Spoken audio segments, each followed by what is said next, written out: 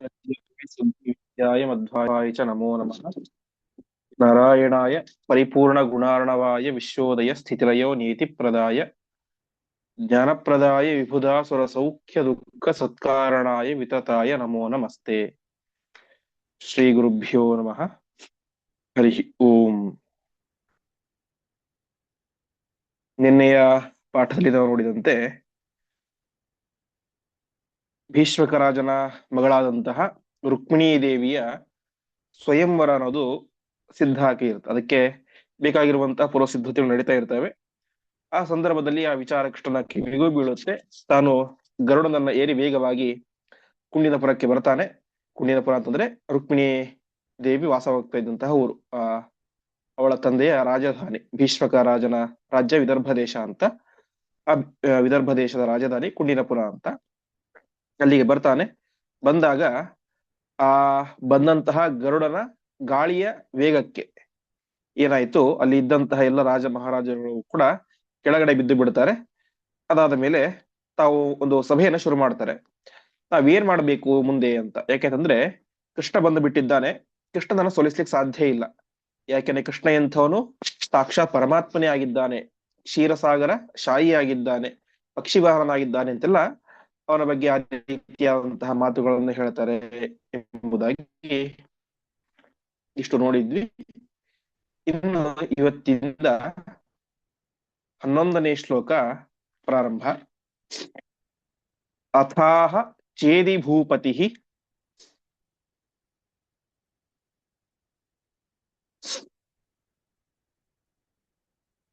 ಸದಂತ ವಕ್ರಕೋ ವಚಃ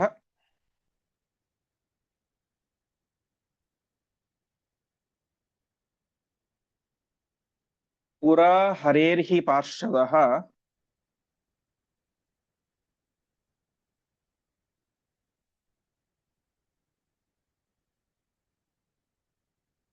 ಪ್ರಸನ್ನ ಬುದ್ಧಿರೇಕದ.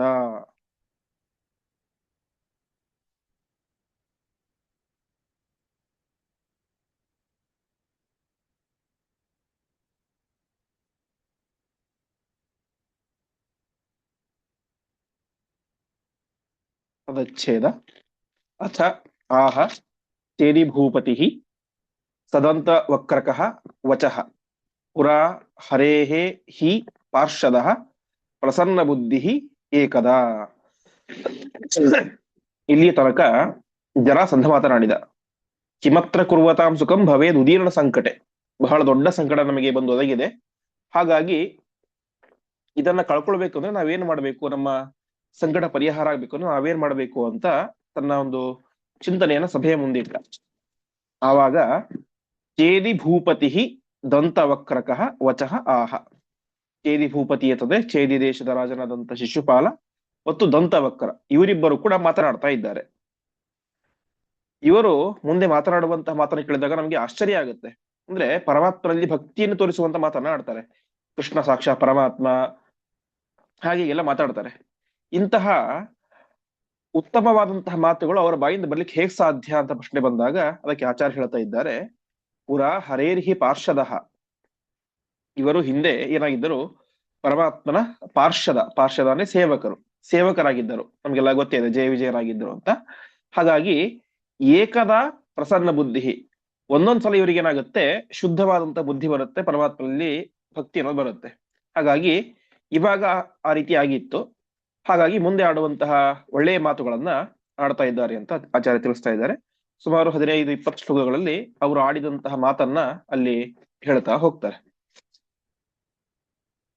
ಶೃಣುಷ್ವ ರಾಜಸತ್ತಮ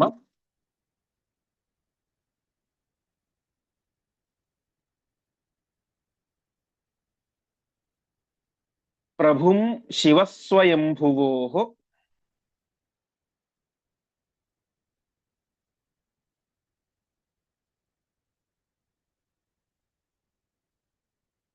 ಹರಿಂ ವದಂತಿ ಕೇಚಿತ್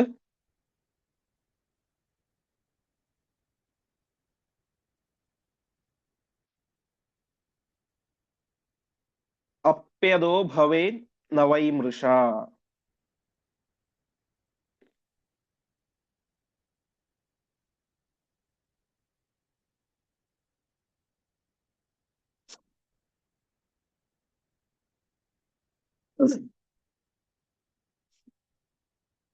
ಪದಚ್ಛೇದ ಶೃಣುಷ್ವ ರಾಜಸತ್ತಮ ಪ್ರಭುಂ ಶಿವಸ್ವಯಂಭುವೋ ಹರಿಂ ವದಂತಿ ಕೇಚಿತ್ ಅಪಿ ಅಧಃ ಭವೇತ್ ನ ವೈ ಮೃಷಾ.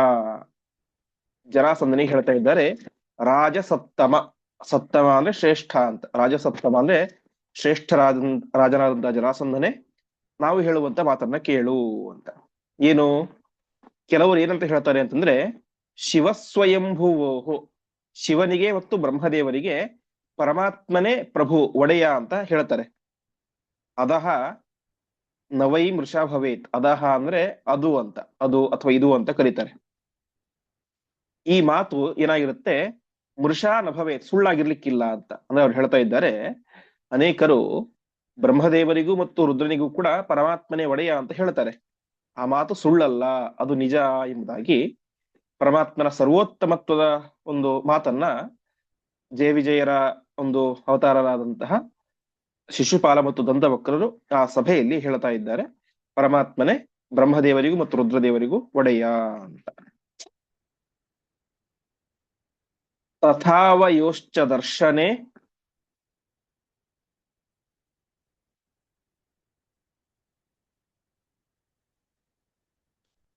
ಭವೇತ್ ಕದಾಚಿದೂರ್ಜಿತ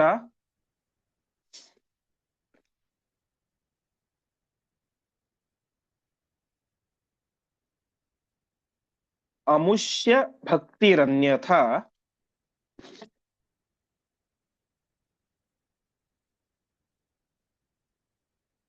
ಪುನಶ್ಚ ಜಾಯತೆ ಕ್ರುಧಾ.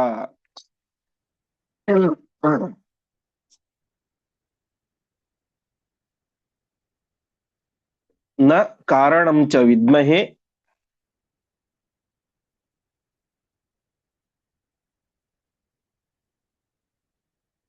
ನ ಸಂಶಯಃ ಪರೋ ಹರಿಃ.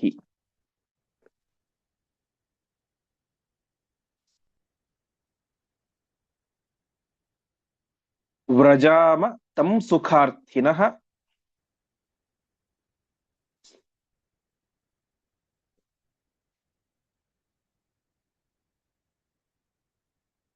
ವಯಂ ವಿಹಾಯ ಶತ್ರುತಾಂ.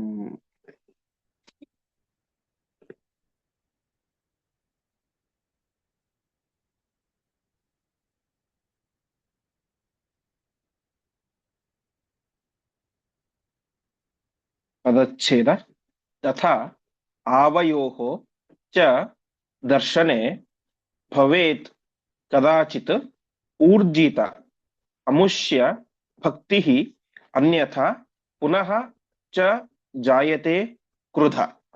ನ ಕಾರಣಂ ಚ ವಿದ್ಮಹೆ ನ ಸಂಶಯಃ ಪರಃ ಹರಿಃ. ವ್ರಜಾಮ ತಂ ಸುಖಾರ್ಥಿನಃ ವಯಂ ವಿಹಾಯ ಶತ್ರುತಾಂ. ಮತ್ತೆ ಹೇಳ್ತಾರೆ ಆವಯೋಹೋ ಅಂದ್ರೆ ನಮಗಿಬ್ಬರಿಗೆ ಅಂತ, ಶಿಶುಪಾಲ ದಂತವಕ್ರರಿಗೆ ಕೃಷ್ಣನನ್ನ ನಾವು ದರ್ಶನೆ ನೋಡಿದಾಗ ಕೆಲವೊಮ್ಮೆ ಏನಾಗುತ್ತೆ, ಊರ್ಜಿತ ಭಕ್ತಿ, ಊರ್ಜಿತ ಅಂದ್ರೆ ಒಳ್ಳೆಯದು ಅಂತ, ಅಂದ್ರೆ ಶ್ರೇಷ್ಠವಾದಂತ ಭಕ್ತಿ ಉಂಟಾಗುತ್ತೆ. ಇವನು ಪರಮಾತ್ಮ ಸರ್ವೋತ್ತಮ ಸರ್ವಜ್ಞ ಅಂತೆಲ್ಲ ಪರಮಾತ್ಮ ಭಕ್ತಿ ಹುಟ್ಟುತ್ತೆ ಕೆಲವೊಂದ್ಸಲ. ಅದೇ ಕೆಲವೊಮ್ಮೆ ಅನ್ಯಥಾ ಜಾಯತೆ, ಕೆಲವು ಸಲ ಭಕ್ತಿ ಬರೋದೇ ಇಲ್ಲ. ಮತ್ತೇನಾಗುತ್ತೆ, ಅದಕ್ಕೆ ವಿಪರೀತವಾಗಿ ಕ್ರುಧಾ ಜಾಯತೆ, ಅದರಲ್ಲಿ ದ್ವೇಷ ಸಿಟ್ಟೆಂಬುದು ಬರುತ್ತೆ ಅಂತ. ಅಂದ್ರೆ ಪರಮಾತ್ಮನ ನಾವು ನೋಡ್ತೇವೆ, ನೋಡಿದಾಗ ನಮಗೆ ಕೆಲವೊಮ್ಮೆ ಭಕ್ತಿ ಉಂಟಾಗುತ್ತೆ. ಅದೇ ಕೆಲವೊಮ್ಮೆ ನೋಡಿದಾಗ ಪರಮಾತ್ಮನಲ್ಲಿ ಭಕ್ತಿ ಹುಟ್ಟೋದಿಲ್ಲ, ಅದಕ್ಕೆ ವಿಪರೀತವಾಗಿ ದ್ವೇಷ ಹುಟ್ಟಾಗುತ್ತೆ ಅಂತ ಇವರಿಬ್ಬರು ಶಿಶುಪಾಲದಂತವಕ್ರು ಹೇಳ್ತಾ ಇದ್ದಾರೆ. ಸರಿ, ಅದಕ್ಕೇನಾದ್ರೂ ಒಂದು ರೀಸನ್ ಇದೆಯಾ ಅಂತಂದ್ರೆ ನಾ ಕಾರಣಂಚ ವಿದ್ಮಹೆ, ಅದಕ್ಕೆ ನಮಗೆ ಕಾರಣನೇ ಗೊತ್ತಿಲ್ಲ. ಕೃಷ್ಣನ ನೋಡಿದ್ರೆ ಭಕ್ತಿ ಯಾಕೆ ಬರುತ್ತೆ, ಆ ಭಕ್ತಿ ಇದು ಯಾಕೆ ಹೋಗ್ಬಿಡುತ್ತೆ ವಾಪಸ್ಸು, ಮತ್ತೆ ಯಾಕೆ ದ್ವೇಷ ಬರುತ್ತೆ ಅಂತ ನಮಗೆ ಗೊತ್ತಿಲ್ಲ. ಆ ಭಕ್ತಿ ಯಾಕೆ ಶಾಶ್ವತವಾಗಿ ಇಲ್ಲ ಅಂತ ನಮಗೆ ಗೊತ್ತಿಲ್ಲ. ಆದ್ರೆ ಒಂದಂತೂ ನಿಶ್ಚಯ, ನ ಸಂಶಯ ಪರೋ ಹರಿಹಿ, ಪರಮಾತ್ಮ ಹರಿ ಪರ ಸರ್ವೋತ್ತಮನೋದಲ್ಲಿ ಮಾತ್ರ ಏನು ಡೌಟ್ ಇಲ್ಲ ಅಂತ. ನಮಗೆ ಯಾಕೆ ಭಕ್ತಿ ಶಾಶ್ವತವಾಗಿಲ್ಲ ಅಂತ ಕಾರಣ ಗೊತ್ತಿಲ್ಲ, ಆದ್ರೆ ಒಂದು ನಿಶ್ಚಯ, ಪರಮಾತ್ಮ ಸರ್ವೋತ್ತಮ, ಈ ಕೃಷ್ಣ ಅಂತೂ ಸರ್ವೋತ್ತಮ, ಅದರಲ್ಲಿ ಮಾತ್ರ ಯಾವುದೇ ಡೌಟ್ ಇಲ್ಲ. ಇವನು ಸಾಕ್ಷಾತ್ ಪರಮಾತ್ಮನಾಗಿದ್ದಾನೆ, ಸರ್ವೋತ್ತಮನಾಗಿದ್ದಾನೆ. ಹಾಗಾಗಿ ಜರಾಸಂಧ ಹೇಳಿದಂತಹ ಮಾತೇನು ಅಂತಂದ್ರೆ, ಕಿಮತ್ರ ಕುರುವತಾಂ ಸುಖಂ ಭವೇದ್ ಉದೀರ್ಣ ಸಂಕಟೆ. ಈ ಸಂದರ್ಭದಲ್ಲಿ ನಮಗೆ ಸುಖ ಆಗ್ಬೇಕಂದ್ರೆ ನಾವೇನ್ ಮಾಡ್ಬೇಕು ಅಂತ ನೀನು ಪ್ರಶ್ನೆ ಮಾಡಿದ್ದು ಜರಾಸಂಧ. ಹಾಗಾಗಿ ವ್ರಜಾಮತಂ ಸುಖಾರ್ಥಿನಃ ವಯಂ ವಿಹಾಯ ಶತ್ರುತಾಂ. ನೀನ್ ಹೇಳಿದ್ದೇನು, ನಮಗೆ ಸುಖ ಆಗಬೇಕು ಅಂತ. ನಮಗೆ ಸುಖ ಆಗ್ಬೇಕು ಅಂದ್ರೆ ನಾವೇನ್ ಮಾಡ್ಬೇಕು? ಶತ್ರುತಾಂ ವಿಹಾಯ, ನಮ್ಮಲ್ಲಿ ಬಂದಿರುವಂತಹ ಈ ಶತ್ರುತ್ವ ಭಾವನೆಯನ್ನ ಬಿಟ್ಟು ನಾವೇನ್ ಮಾಡೋಣ? ಪರಮಾತ್ಮನನ್ನ, ಅವನ ಹತ್ತಿರ ಹೋಗೋಣ, ಪರಮಾತ್ಮನ ಸೇವಕರಾಗೋಣ, ಅವನ ಶರಣ ಹೊಂದೋಣ. ಆವಾಗ ಮಾತ್ರ ನಮಗೆ ಸುಖವಾಗಲಿಕ್ಕೆ ಸಾಧ್ಯ ಎಂಬುದಾಗಿ ಆ ಪರಮಾತ್ಮನ ಸರ್ವೋತ್ತಮತ್ವವನ್ನು ಸಾರುವಂತಹ ಮಾತುಗಳನ್ನ ಶಿಶುಪಾಲ ಮತ್ತು ದಂತವಕ್ರರು ಅಲ್ಲಿ ಹೇಳ್ತಾ ಇದ್ದಾರೆ. ಇದಂ ಹಿನಃ ಶುಭಪ್ರದಂ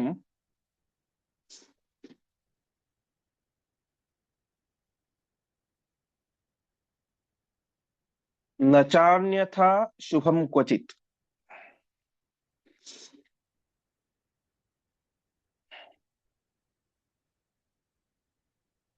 ಇತೀರಿತೋ ಜರಾಸುತೋ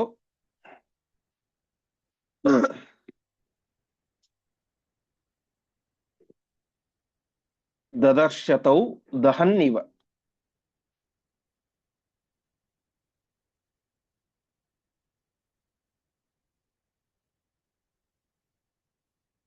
ಅಥ ಪ್ರಹಸ್ಯ ಸೌಭರಾಟ್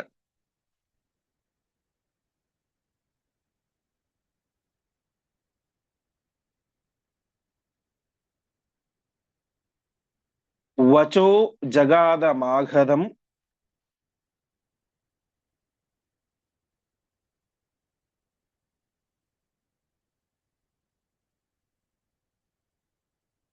ವಿನಿಂದ್ಯತೌ ಕ್ರುಧಾ ಸ್ಫುರನ್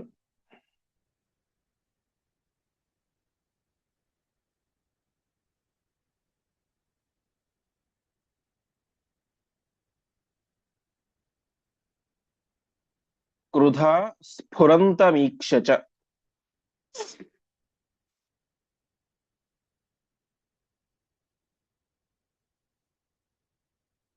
ಪದಚ್ಛೇದ. ಇದಂ ಹಿ ನಃ ಶುಭಪ್ರದಂ ನ ಚ ಅನ್ಯಥಾ ಶುಭಂ ಕ್ವಚಿತ್ ಇತಿ ಈರಿತಃ ಜರಾಸುತಃ ದದರ್ಶ ತೌ ದಹನ್ ಇವ. ಅಥ ಪ್ರಹಸ್ಯ ಸೌಭರಾಟ್ ವಚಃ ಜಗಾದ ಮಾಗಧಂ ವಿನಿಂದ್ಯ ತೌ ಕ್ರುಧಾ ಸ್ಫುರನ್ ಕ್ರುಧಾ ಸ್ಫುರಂತಂ ಈಕ್ಷ್ಯ ಚ. ಹೇಳ್ತಾ ಇದ್ದಾರೆ, ಇದಂ ಹಿ ನಃ ಶುಭಪ್ರದಂ. ನಹ ಅಂದ್ರೆ ನಮಗೆ ಅಂತ. ನಮಗೆ ಶುಭವನ್ನ, ಸುಖವನ್ನು ಕೊಡುವಂತಹ ಮಾರ್ಗ ಅಂದ್ರೆ ಇದೊಂದೇ. ನಚಾನ್ಯತಾ ಶುಭಂ ಕ್ವಚಿತ್. ಇದನ್ನು ಬಿಟ್ಟು ನಾವು ಬೇರೆ ಯಾವ ಮಾರ್ಗದಲ್ಲಿ ಹೋದ್ರೂ ಕೂಡ ನಮಗೆ ಶುಭ ಸಿಗಲಿಕ್ಕೆ, ಒಳ್ಳೇದಾಗಲಿಕ್ಕೆ ಸಾಧ್ಯನೇ ಇಲ್ಲ. ಹಾಗಾಗಿ ಇತೀರಿತು, ನಾವೇ ಮಾಡೋಣ, ಪರಮಾತ್ಮನ್ನೇ ಶರಣ ಹೊಂದೋಣ ಅಂತ ಜರಾಸಂಧನಿಗೆ ಶಿಶುಪಾಲ ಮತ್ತು ದಂತವಕ್ರರು ಹೇಳಿದರು. ಇದನ್ನು ಕೇಳಿದಂತಹ ಜರಾಸಂಧ ಏನ್ ಮಾಡಿದ? ದದರ್ಶತೌ ದಹನ್ನಿವ, ಸಿಟ್ಟಿಂದ ನೋಡಿದ ಅಂತ ಒಂದ್ಸಲ ಶಿಶುಪಾಲ ದಂತವಕ್ರರನ್ನ. ಅದ್ ಹೇಗಿತ್ತು ಅಂತಂದ್ರೆ, ದಹನ್ನಿವ, ಆ ಒಂದು ಕಣ್ಣಿನ ನೋಟದಲ್ಲಿ ಏನೇ ಅವರನ್ನು ಸುಟ್ಟು ಬಿಡುವಂತೆ ಅಷ್ಟು ಸಿಟ್ಟಿನಿಂದಾಗಿ ಅವರಿಬ್ಬರನ್ನು ಕೂಡ ನೋಡಿದ. ಯಾಕೆಂತಂದ್ರೆ ಇವನು ಯಾರು? ಜರಾಸಂಧ ಪರಮ ವಿಷ್ಣು ದ್ವೇಷಿ. ಹಾಗಾಗಿ ಆ ವಿಷ್ಣುವನ್ನ ಸರ್ವೋತ್ತಮವನ್ನು ಶರಣ ಹೊಂದೋಣ, ಹಾಗೆ ಹೀಗೆ ನನ್ ಬೇರೆ ಮಾರ್ಗನೇ ಇಲ್ಲ, ಇರೋದು ಇದೊಂದೇ ಅಕ್ಷರ ಅಂತ ಹೇಳಿದಾಗ ಸಹಜವಾಗಿ ಸಿಟ್ಟು ಬಂತು. ಆ ಸಿಟ್ಟಿನಿಂದಾಗಿ ಅವರನ್ನ ಸುಡುವಂತೆ ತಾನು ನೋಡಿದ. ಇದನ್ನು ನೋಡಿದಾಗ ತಾನೇ ಮತ್ತೆ ಮಾಡ್ತಾನೆ, ಅಲ್ಲಿ ಇನ್ನೊಬ್ಬ ರಾಜ ಇದ್ದ. ಯಾರು? ಸಾಲ್ವ ಅಂತ. ಸೌಭ ದೇಶದ ಒಡೆಯರಾದಂತಹ ಸಾಲ್ವ ಇದ್ದ. ಅವನೇನ್ ಮಾಡ್ತಾನೆ, ತಾನು ಆ ತಾನು ಕೂಡ ಕೋಪದಿಂದಾಗಿ, ಕ್ರುಧ, ಅತ್ಯಂತ ಸಿಟ್ಟಿನಿಂದಾಗಿ ತೌ ಪ್ರಹಸ್ಯ, ಆ ಶಿಶುಪಾಲದಂತವಕ್ರರನ್ನ ಅಪಹಾಸ್ಯ ಮಾಡಿಬಿಡ್ತಾನೆ ಅಂತೆ. ಅಂದ್ರೆ ವಾಸ್ತವಿಕವಾಗಿ ಈ ಜರಾಸಂಧ ಮುಂತಾದಂತವ್ರಿಗೆ ಕಂಪೇರ್ ಮಾಡಿದ್ರೆ ಶಿಶುಪಾಲದಂತವಕ್ರು ಇನ್ನೂ ಸ್ವಲ್ಪ ಚಿಕ್ಕವರು ಆಗಿರ್ತಾರೆ, ಯುವಕರು, ಯುವಾವಸ್ಥೆಯಲ್ಲಿರುವಂತಹ ರಾಜರು. ಹಾಗಾಗಿ ನೀವಿನ್ನು ಹುಡುಗರು, ನಿಮ್ಗೇನು ಗೊತ್ತಿಲ್ಲ ಅಂತ ಅಪಹಾಸ್ಯ ಮಾಡಿಬಿಡ್ತಾನೆ. ಅಪಹಾಸ್ಯ ಮಾಡಿ ಮುಂದೆ ತಾನೇನ್ ಮಾಡ್ತಾನೆ, ಕ್ರುಧ ಸ್ಫುರಂತಂ ಈಕ್ಷ್ಯ, ಆ ಯಾವ ಇವನು ಜರಾಸಂಧ ನಡುಗ್ತಾ ಇದ್ದ ಅಂತೆ. ನಡುಗ್ತಾ ಇದ್ದದ್ದು ಹೆದರಿಕೆಯಿಂದಲ್ಲ, ಮತ್ತೆ ಕ್ರುಧ, ಸಿಟ್ಟಿನಿಂದಾಗಿ ನಡುಗ್ತಾ ಇದ್ದ ಅಂತ. ಹೀಗೆ ಸಿಟ್ಟಿನಿಂದಾಗಿ ನಡುಗ್ತಾ ಇದ್ದಂತಹ ಆ ಯಾವ ಜರಾಸಂಧನನ್ನ ನೋಡಿ ಅವನು ಹ್ಮ್ ವಚಃ ಜಗಾದ, ಮುಂದೆ ಹೇಳುವಂತಹ ಮಾತನ್ನ ಹೇಳಿದ ಅಂತ. ಒಟ್ಟಿನಲ್ಲಿ ಈ ಶಿಶುಪಾಲ ಮತ್ತು ದಂತವಕ್ರರು ಪರಮಾತ್ಮನನ್ನು ಶರಣ ಹೊಂದೋಣ ಅಂತ ಹೇಳಿದ್ರು. ಆ ಮಾತನ್ನು ಕೇಳಿ ಜರಾಸಂಧನಿಗೆ ಭಾರಿ ಸಿಟ್ಟು ಬಂತು. ಆವಾಗ ಈ ಸೌಭರಾಜದ ದೇಶದ ಒಡೆಯನಾದಂತಹ ಸಾಲ್ವ ತಾನು ಅವರಿಬ್ಬರನ್ನು ಅಪಹಾಸ್ಯ ಮಾಡಿ, ಅಂದ್ರೆ ಒಂದು ರೀತಿ ಅವರನ್ನು ಉಳಿಸಿದ. ಅದು ಹಾಗೆ ಮುಂದುವರೆದು ಬಿಟ್ಟಿದ್ರೆ ಜರಾಸಂಧ ಅವರಿಬ್ಬರನ್ನ ಏನ್ ಮಾಡ್ತಾ ಇದ್ನೋ ಗೊತ್ತಿಲ್ಲ. ಹಾಗಾಗಿ ಅವರಿಬ್ಬರು ಸಣ್ಣ ಹುಡುಗರು ಹಾಗೆ ಹೀಗೆ ಅಂತಲೇ ಏನೋ ಒಂದು ಅಪಹಾಸ್ಯ ಮಾಡಿ ಅವರಿಬ್ಬರನ್ನು ಸೈಡಿಗೆ ಕಳಿಸಿ ಮುಂದೆ ಜರಾಸಂಧನಿಗೆ ಈ ಒಂದು ಮಾತನ್ನ ಹೇಳ್ತಾ ಇದ್ದಾನೆ. ನತನ್ಮೃಷಾ ಹರಿಸ್ವಯಂ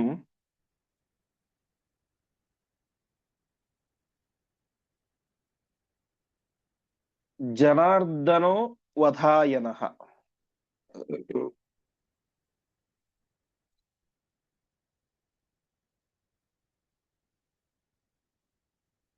ಪ್ರಜಾತ ಏಷ ಯಾದವೋ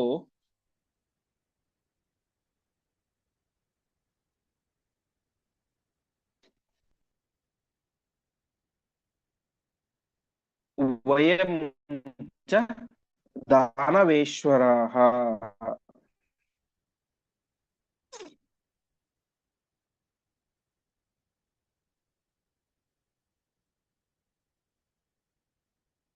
ಸ್ವಧರ್ಮ ಏಷ ನ ಸದಾ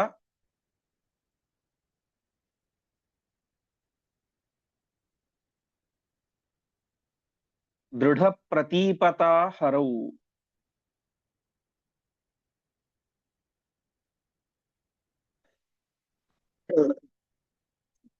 ಸ್ವಧರ್ಮಿಣೋ ಹತಾ ಅಪಿ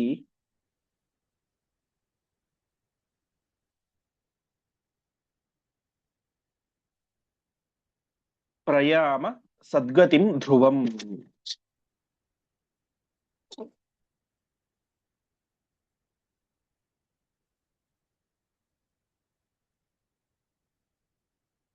ಪದಚ್ಛೇದ.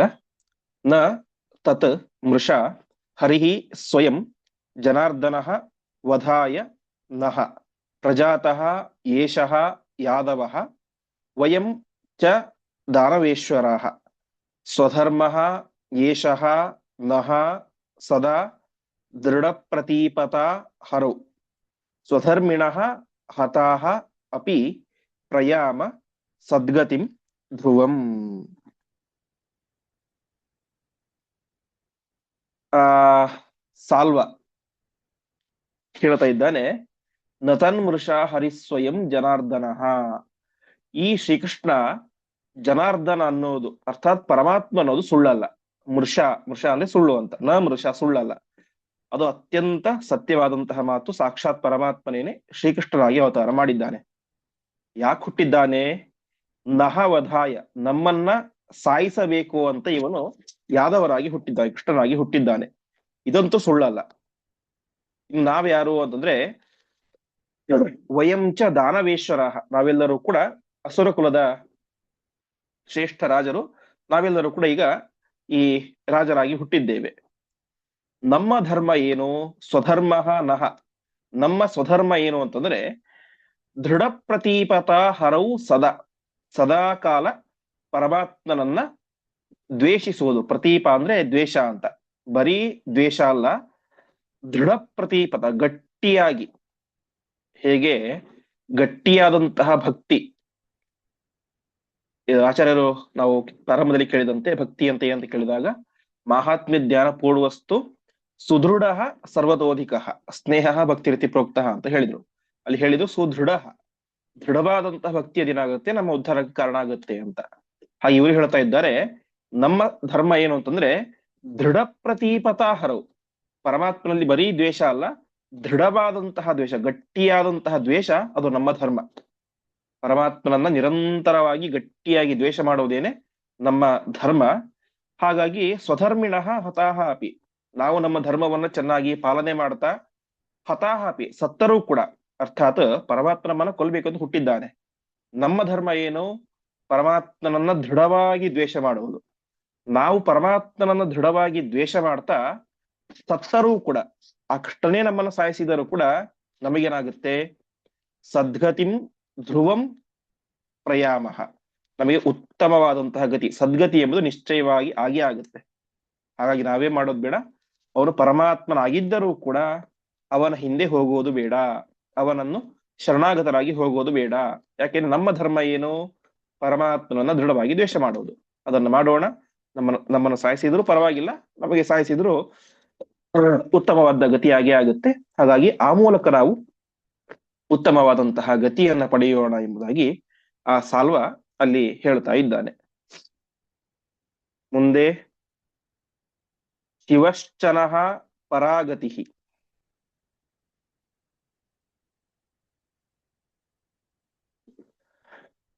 ಗುರುರ್ಭವಾನ್ ಹರಿರ್ಹರಿಹಿ,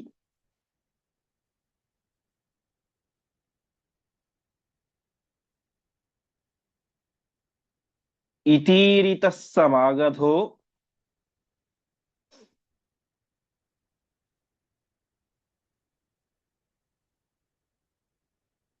ಜಗಾದ ಸಾಧು ಸಾಧ್ವಿತಿ.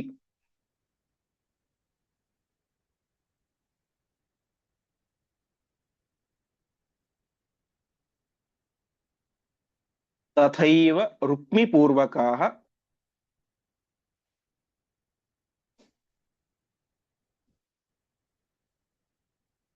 ಕರುಷ ಛೇದಿಪೌಚತೌ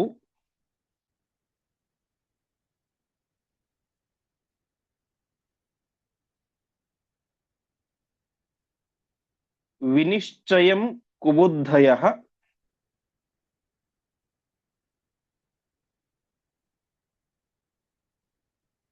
ಯುಧೇ ಚ ಚಕ್ರುರೂರ್ಜಿತಂ.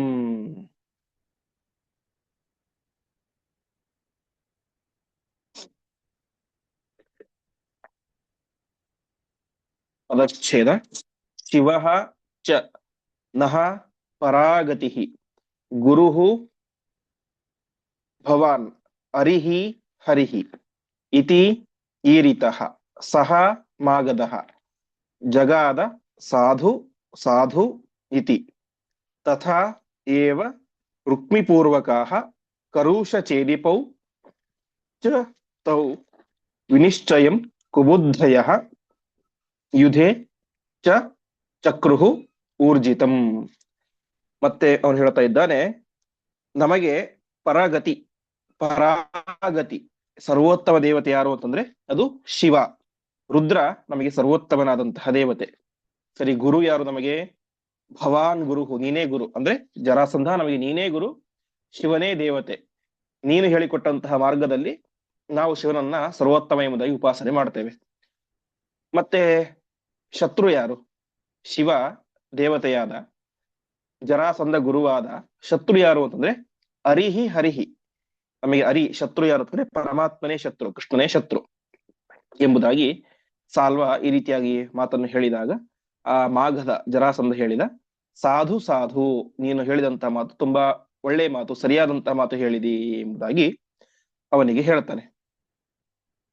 ಇಷ್ಟು ಮಾತನ್ನು ಕೇಳಿಸಿಕೊಂಡಾಗ ರುಕ್ಮಿ ಪೂರ್ವಕಾಹ ಕರುಷ ಛೇದಿಪು, ರುಕ್ಮಿ ಮೊದಲಾದಂತಹ ಬೇರೆಯವರು, ಅದೇ ರೀತಿಯಾಗಿ ಕರುಷ ಛೇದಿಪ, ಕರುಷ ದೇಶದ ಒಡೆಯನಾದಂತಹ ದಂತವಕ್ರ ಮತ್ತು ಚೇದಿ ದೇಶದ ಒಡೆಯನಾದಂತಹ ಶಿಶುಪಾಲ, ಇವರೆಲ್ಲರೂ ಕೂಡ ಹೇಳ್ತಾ ಇದ್ದಾರೆ, ಹೌದು ಸರಿ, ಇದೇ ಸರಿ, ಇದೇ ಸರಿ ಎಂಬುದಾಗಿ ಅವರು ಕೂಡ ಹೇಳ್ತಾ ಇದ್ದಾರೆ. ಇಷ್ಟೆಲ್ಲ ಆದ ಮೇಲೆ ಅವರೇನ್ ಮಾಡಿದ್ರು, ವಿನಿಶ್ಚಯಂ ಕುಬುದ್ಧಯ ಯುಧೇ ಚ ಚಕ್ರುರೂರ್ಜಿತಂ. ಹೀಗೆ ದುಷ್ಟ ಬುದ್ಧಿ ಇರುವಂತವರೆಲ್ಲರೂ ಕೂಡ ನಾವೇನ್ ಮಾಡಬೇಕು, ಶ್ರೀಕೃಷ್ಣ ಪರಮಾತ್ಮನೊಟ್ಟಿಗೆ ಯುದ್ಧವನ್ನು ಮಾಡಬೇಕು ಅಂತ ಊರ್ಜಿತಂ ವಿನಿಶ್ಚಯಂ ಚಕ್ರುಹು, ದೃಢ ನಿಶ್ಚಯವನ್ನ, ಕೃಷ್ಣನೊಟ್ಟಿಗೆ ನಾವು ಯುದ್ಧವನ್ನು ಮಾಡಲೇಬೇಕು ಅಂತ ಎಲ್ಲರೂ ಕೂಡ ತೀರ್ಮಾನವನ್ನ ಮಾಡಿದರು. ಮುಂದೆ ಸದಾ ಪ್ರತೀಪಕಾರಿಣೌ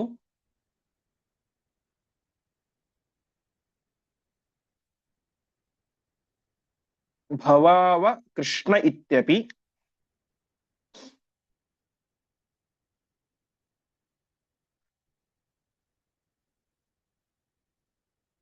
ಗುರೋಃ ಪ್ರಸಾದಮಾಪ್ನುತಾಂ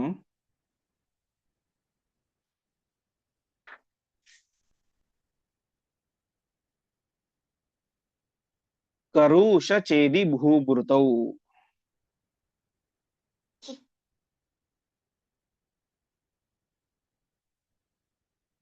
ಪುನಶ್ಚತೆ ತ್ವಮಂತ್ರಯನ್.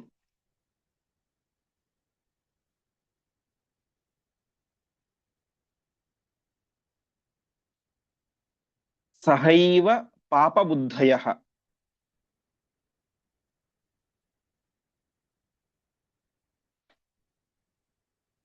ಧ್ರುವಂ ಸಮಾಗತೋ ಹರಿಃ.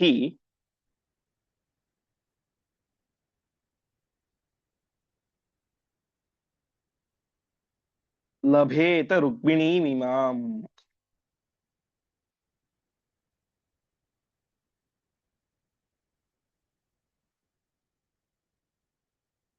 ಪದಚ್ಛೇದ.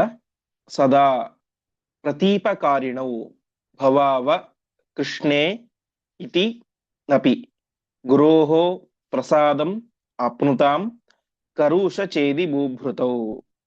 ಪುನಃ ಚ ತೇ ತು ಅಮಂತ್ರಯನ್ ಸಹ ಏವ ಪಾಪಬುದ್ಧಯಃ ಧ್ರುವಂ ಸಮಾಗತಃ ಹರಿಃ ಲಭೇತ ರುಕ್ಮಿಣೀಂ ಇಮಾಂ. ಇಲ್ಲಿಯ ತನಕ ಪರಮಾತ್ಮ ಸರ್ವೋತ್ತಮ, ಅವನನ್ನು ಶರಣ ಹೊಂದೋಣ ಹಾಗೆ ಹೀಗೆ ಅಂತ ಹೇಳಿದಂತಹ ಶಿಶುಪಾಲದ ಮತ್ತು ದಂತವಕ್ರ ಇಬ್ಬರು ಕೂಡ ಈಗ ಹೇಳ್ತಾ ಇದ್ದಾರೆ, ನಾವಿಬ್ಬರು ಕೂಡ ಇನ್ನು ಮುಂದೆ ಕೃಷ್ಣನಲ್ಲಿ ಸದಾ ಪ್ರತೀಪಕಾರಿಣು, ನಿರಂತರವಾಗಿ ಪರಮಾತ್ಮನಿಗೆ ವಿರೋಧವನ್ನು ಮಾಡ್ತೇವೆ. ಪರಮಾತ್ಮ ಕೃಷ್ಣ ಏನ್ ಮಾಡಿದ್ರು ಕೂಡ ಅದಕ್ಕೆ ವಿರೋಧವನ್ನು ಮಾಡ್ತೇವೆ, ಪರಮಾತ್ಮನಿಂದ ನಾವು ದ್ವೇಷವನ್ನು ಮಾಡ್ತೇವೆ ಎಂಬುದಾಗಿ ಅವರಿಬ್ಬರು ಕೂಡ ಹೇಳಿದರು. ಈ ರೀತಿಯಾಗಿ ಹೇಳಿದಾಗ ಗುರೋಹು ಪ್ರಸಾದಂ ಆಪ್ನುತಾಂ, ಅವರಿಗೆ ಗುರುವಾದಂತಹ ಜರಾಸಂಧನ ಅನುಗ್ರಹವನ್ನ ಅವರು ಪಡೆದರು. ಕರುಷ ಚೇದಿ ಬೂಭೃತವು, ಯಾವ ಶಿಶುಪಾಲ ಮತ್ತು ದಂತವಕ್ರರು ನಾವಿಬ್ಬರು ಕೂಡ ಇನ್ನು ಮುಂದೆ ಪರಮಾತ್ಮನನ್ನು ಸದಾ ವಿರೋಧ ಮಾಡ್ತೇವೆ ಅಂತ ಹೇಳಿ ಅವರ ಗುರುವಾದಂತಹ ಜರಾಸಂಧನ ಅನುಗ್ರಹವನ್ನ ಪಡೆದರು. ಮತ್ತೆ ಆ ಸಭೆ ಅನ್ನೋದು ಮುಂದುವರಿಯಿತು. ಪುನಶ್ಚತೇತು ಅಮಂತ್ರಯನ್. ಅಮಂತ್ರ ಇದು ಮಂತ್ರ ಅಂದ್ರೆ ಅದು ಸಭೆ ಮಾಡೋದು ಅಂತ. ಎಲ್ಲರೂ ಕೂಡ ರಹಸ್ಯವಾಗಿ ಮತ್ತೆ ಸಭೆ ಮಾಡ್ತಾ ಇದ್ದಾರೆ. ಪಾಪಬುದ್ಧಯ, ಎಲ್ಲರೂ ಕೂಡ ಮಹಾಪಾಪಿಷ್ಟರು ಸಭೆ ಮಾಡ್ತಾ ಇದ್ದಾರೆ. ಏನಂತ, ಧ್ರುವಂ ಸಮಾಗತೋ ಹರಿಹಿ ಲಭೇತ ರುಕ್ಮಿಣೀ ಮಿಮಾಂ. ಮುಂದೆ ಸ್ವಯಂವರ ಆಗುತ್ತೆ. ಸ್ವಯಂವರಕ್ಕೆ ಹರಿಹಿ ಧ್ರುವಂ ಸಮಾಗತಃ, ಕೃಷ್ಣ ಇದಕ್ಕೆ ಬಂದರೆ ಏನಾಗುತ್ತೆ, ಲಭೇತ ರುಕ್ಮಿಣೀಂ ಇಮಾಂ, ರುಕ್ಮಿಣಿಯನ್ನ ಅವನು ಪಡೆದೇ ಪಡಿತಾನೆ. ಕೃಷ್ಣ ಒಂದು ವೇಳೆ ಸ್ವಯಂವರಕ್ಕೆ ಬಂದ್ರೆ ರುಕ್ಮಿಣಿಯನ್ನು ಅವನು ವಿವಾಹವಾಗುವುದಂತೂ ನಿಶ್ಚಿತ ಅಂತ ಹೇಳ್ತಾ ಇದ್ದಾರೆ. ಮುಂದೆ ಅಯಂ ತ್ರಿಲೋಕ ಸುಂದರ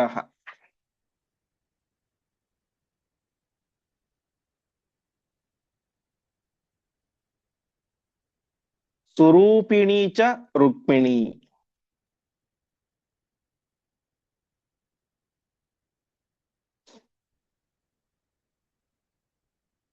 ಮುಖೇನ ಬಾಹುನಾಪ್ಯಯಂ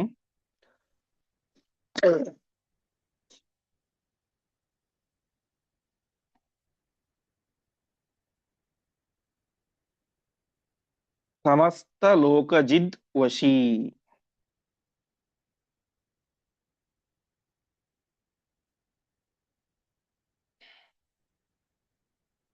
ಸಮಸ್ತ ವೇದಿನಾಂ ವರಂ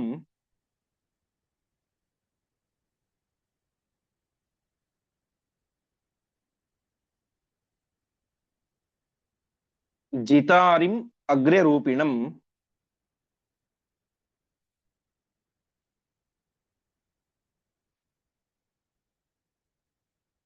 ಸಮಸ್ತ ಯೋಷಿತಾಂ ವರ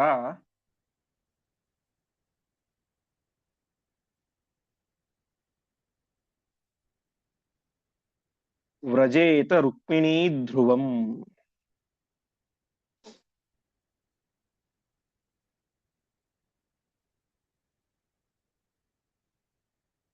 ಪದಚ್ಛೇದ.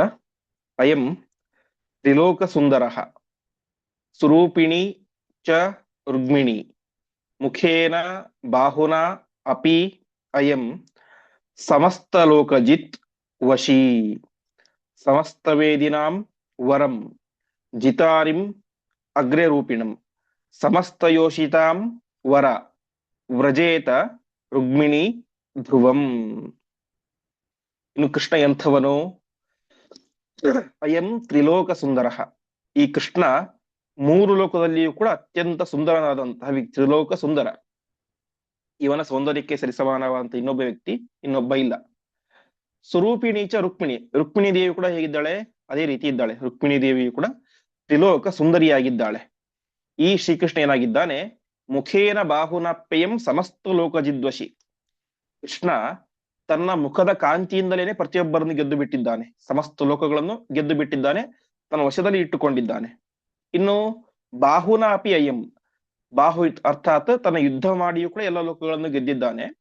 ಸಹಜವಾಗಿ ತನ್ನ ಮುಖದ ಕಾಂತಿಯಿಂದಲೂ ಕೂಡ ಎಲ್ಲವನ್ನು ಕೂಡ ಗೆದ್ದು ಬಿಟ್ಟಿದ್ದಾನೆ. ಹೀಗೆ ಒಟ್ಟಿನಲ್ಲಿ ಇವರಿಬ್ಬರು ಕೂಡ ಮೇಡ್ ಫಾರ್ ಈಚ್ ಅದರ್ ಅಂತ. ಕೃಷ್ಣ ತ್ರಿಲೋಕ ಸುಂದರ, ರುಕ್ಮಿಣಿ ತ್ರಿಲೋಕ ಸುಂದರಿ. ಗಂಡಸರಲ್ಲಿ ಇವನ ಸೌಂದರ್ಯಕ್ಕೆ ಸರಿಸಮಾನರಾದವರು ಯಾರೂ ಕೂಡ ಇಲ್ಲ. ಹೆಣ್ಮಕ್ಕಳಲ್ಲಿ ರುಕ್ಮಿಣಿ ದೇವಿಯ ಸೌಂದರ್ಯಕ್ಕೆ ಸರಿಸಮಾನರಾದವರು ಯಾರೂ ಕೂಡ ಇಲ್ಲ. ಹಾಗಾಗಿ ಖಂಡಿತವಾಗಿಯೂ ಕೂಡ ಸ್ವಯಂವರಕ್ಕೆ ಕೃಷ್ಣ ಅಂತ ಬಂದರೆ ಇವರಿಬ್ಬರ ವಿವಾಹ ಆಗೋದು ನಿಶ್ಚಿತ. ಮತ್ತೆ ಹೇಗಿದ್ದಾನೆ ಕೃಷ್ಣ? ಸಮಸ್ತ ವೇದಿನಾಂ ವರಂ. ಸಮಸ್ತ ವೇದಿ ಅಂತಂದ್ರೆ ಎಲ್ಲವನ್ನು ತಿಳಿದವರು, ಸರ್ವಜ್ಞ ಅಂತ. ವೇದಿ ಅಂದ್ರೆ ಸರ್ವಜ್ಞ. ಸರ್ವಜ್ಞರಲ್ಲಿ ಅತ್ಯಂತ ಶ್ರೇಷ್ಠ ಯಾರು ಅಂದ್ರೆ ಕೃಷ್ಣ. ಜಿತಾರಿಂ, ಎಲ್ಲ ಶತ್ರುಗಳನ್ನು ಕೂಡ ಅರಿಗಳನ್ನ ಗೆದ್ದಿದ್ದಾನೆ. ಅಗ್ರ್ಯ ರೂಪಿಣಂ, ಅತ್ಯಂತ ಸ್ಫುರದ್ರೂಪಿ. ಇಂತಹ ಶ್ರೀಕೃಷ್ಣ ಪರಮಾತ್ಮ ಏನಾಗ್ತಾನೆ? ಸಮಸ್ತ ಯೋಷಿತಾಂ ವರ. ಯೋಷಿತ್ ಅಂತಂದ್ರೆ ಸ್ತ್ರೀಯರು ಅಂತ. ಎಲ್ಲ ಸ್ತ್ರೀಯರಲ್ಲೂ ಕೂಡ ಸರ್ವೋತ್ತಮಳಾದಂತಹ ಅತ್ಯಂತ ಸುಂದರಿಯಾದಂತಹ ಈ ರುಕ್ಮಿಣಿ ದೇವಿ ಏನ್ ಮಾಡ್ತಾಳೆ? ಧ್ರುವಂ ವ್ರಜೇತ, ಖಂಡಿತವಾಗಿಯೂ ಕೂಡ ಮದುವೆ ಆಗ್ತಾಳೆ. ಒಟ್ಟಿನಲ್ಲಿ ಅವರೆಲ್ಲರ ಅಭಿಪ್ರಾಯ ಏನು?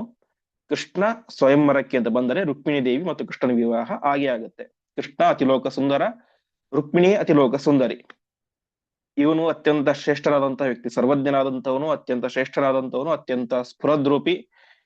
ಎಲ್ಲವನ್ನು ಕೂಡ ತನ್ನ ಮುಖದ ಕಾಂತಿಯಿಂದಲೇ ಗೆದ್ದಂಥವನು, ಎಲ್ಲವನ್ನು ತನ್ನ ವಶದಲ್ಲಿ ಇಟ್ಟುಕೊಂಡಂಥವನು, ಸಮಸ್ತ ಶತ್ರುಗಳನ್ನು ಕೂಡ ತನ್ನ ಯುದ್ಧದ ಮೂಲಕ ಗೆದ್ದಂಥವನು. ಹಾಗಾಗಿ ಇಂತಹ ಶ್ರೀಕೃಷ್ಣ ಬಂದಾಗ ರುಕ್ಮಿಣಿ ಅವನನ್ನ ವರಿಸದೆ ಹೇಗಿರ್ತಾಳೆ?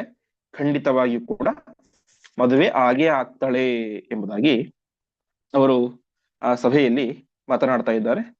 ಮತ್ತೆ ಇನ್ನು ಏನೇನು ವಿಚಾರಗಳನ್ನು ಮಾತನಾಡಿದರು ಎನ್ನುವಂತ ವಿಚಾರವನ್ನ ಮುಂದಿನ ಪಾಠದಲ್ಲಿ ನೋಡೋಣ ಎಂಬುದಾಗಿ ಹೇಳುತ್ತಾ ಇಂದಿನ ಪಾಠವನ್ನ